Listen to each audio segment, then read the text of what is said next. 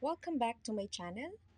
Again, this is Ram, and today I'm going to share with you my experience with the CO2 fractional laser treatment. By the way, this is my fourth session. If you like to see how things have been going in the past sessions, feel free to review my previous videos. So without further ado, let me begin by showing you how my legs look after 3 sessions. Guys, ito talaga, I can say na visible yung result that I expected. If you have watched my third session, binanggit ko po doon na medyo masakit yung procedure na yon kasi tinaasan nila yung energy level. Well, now, I can conclude guys na mabilis pala talaga yung improvement ng scars kapag mas mataas yung energy level na ginamit. During my first and second sessions, as far as I remember, they only used about half of the highest level. Bearable yung sakit pero hindi nga lang ganun ka-visible yung improvement. This is the back of my legs. It may still be quite visible, but I tell you, it's much better than in the previous sessions. So now let's jump right into the procedure. So the process was still the same.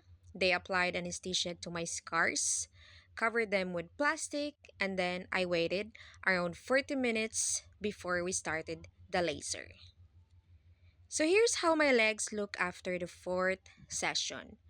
By the way, guys, they maintained using the highest level of energy.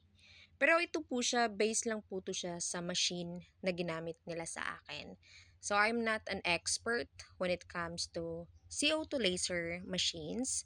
So hindi natin alam, baka may iba't ibang types of machine. It could be sa iba, mas mataas yung number ng highest level nila.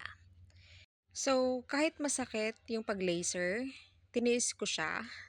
Kasi ganun naman talaga, no? Tiis ganda. But yes, even if there was an anesthesia applied, still you could feel the pain. Ganun siya kasakit. So here's a close-up of the lasered scar. Mapula na parang may dots.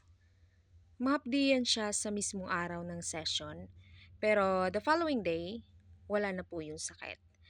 The redness usually takes around 3 to 4 weeks to completely fade.